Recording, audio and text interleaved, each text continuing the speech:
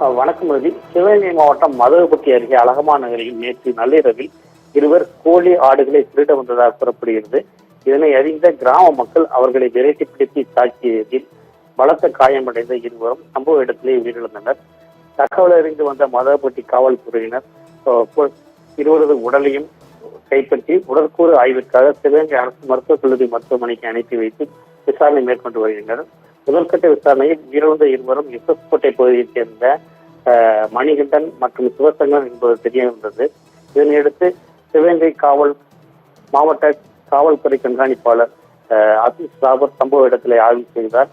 தொடர்ந்து ஏராளமான போலீசார் கிராமத்தில் குவிக்கப்பட்டு விசாரணை மேற்கொண்டு வருகின்றனர். இந்நிலையில இச்சம்பவம் தொடர்பாக 10 பேரை அலமா நகரையை சேர்ந்த 10 இளைஞர்களை மதுரைப்பட்டி காவல்துறையினர் விசாரணைக்காக காவல் நிலையத்திற்கு அழைத்து சென்று விசாரணை மேற்கொண்டு வருகின்றனர். ஆடு கோழி திருடிய இருவரை கிராம மக்கள் அடித்துக் கொண்ட சம்பவம் சிவகங்கை மாவட்டத்தில் பெரும் பரபரப்பை ஏற்படுத்தியுள்ளது.